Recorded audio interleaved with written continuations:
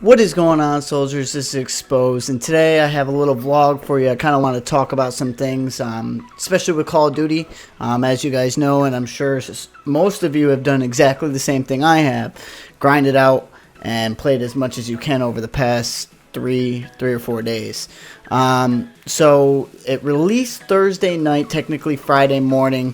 So technically it's been out 4 days now, and I've put so many hours in already, endless hours. I even took vacation off knowing that this was going to be coming out this week. So I took vacation off of work, so I've been grinding. I streamed a couple days. I haven't streamed the past 2 days. Reason being is because I'm just trying to learn shit, honestly.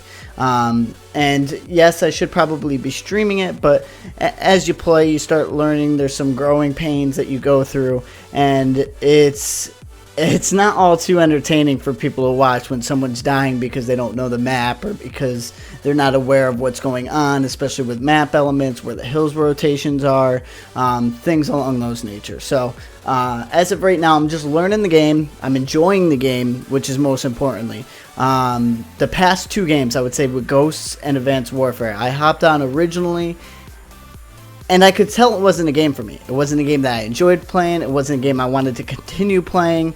It was honestly just a situation where I got bored of it, to be completely honest. This is not one of them.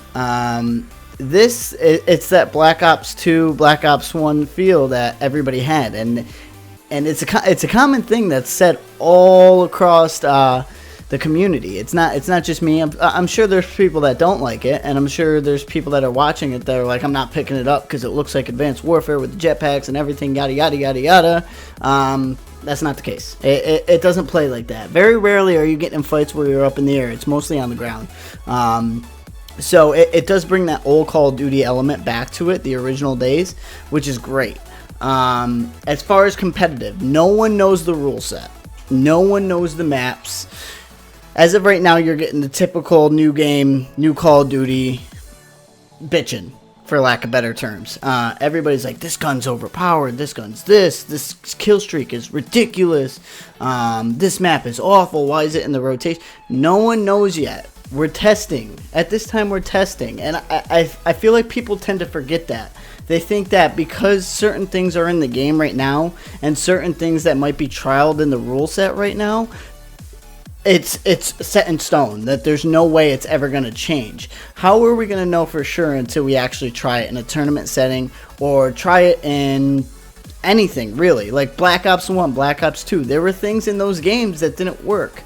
Everybody kept saying in Black Ops 2, remember? And Ego was one of the ones that was fighting it like crazy. And everybody looked at him like he was nuts, but that wasn't the case. When score streaks were coming out, everybody's like, score streaks, fuck that, no. Sure enough, it ended up being one of the biggest Call of Duties we've ever had in terms of viewership. Not to mention the prize pool really went up because of that. And I think this has a potential to blow that out of the water.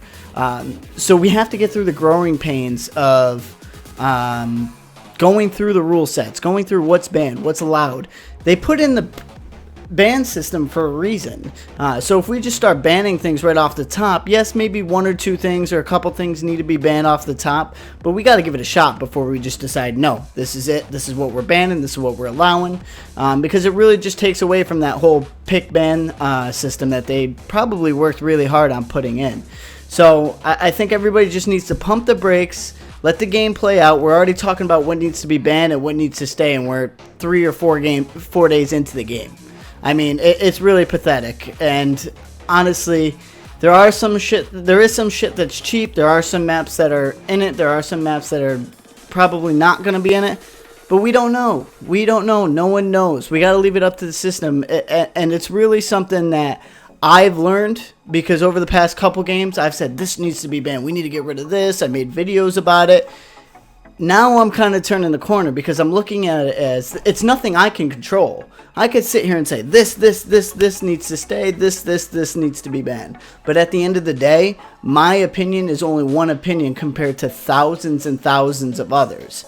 So I can only control what I can control, and what I'm going to do is I'm going to use what's available until it's banned. Whether it's gay, not gay, whatever the case may be. It's a situation where if it's allowed, use it. If it can help you win, use it. If it's not cheating, do it. Like, and it just seems like everybody has this like moral, like, I'm not going to use it because it's going to make me look bad, or it's going to make me be seen as a noob, or whatever people say these days, to other people. I don't care. If at the end of the day I'm coming out with a W because I used something that was allowed and I used it to my advantage, then do it.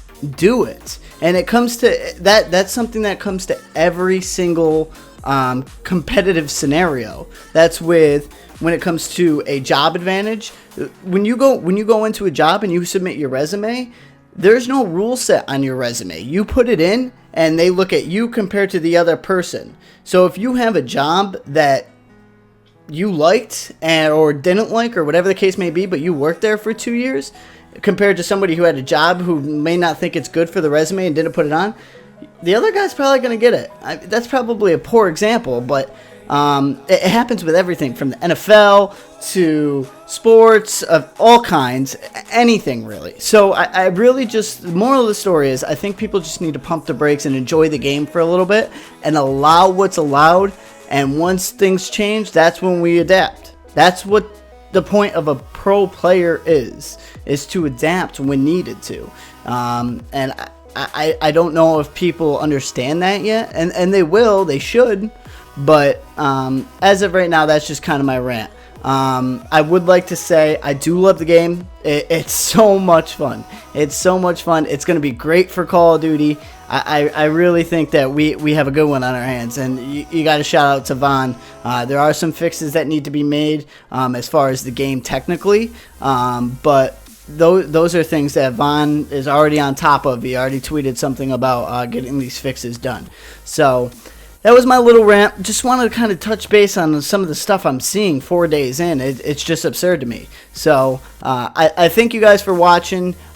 I'd love to see your opinions on it. If it's something where right at the start of the game we should already start talking about things to ban, or if we should just kind of control what we can control and let things go from there. But as always, guys, thanks for watching. If you don't already, please subscribe. Give me a thumbs up if you liked the video. If you don't, well, so be it. But thanks as always. Peace.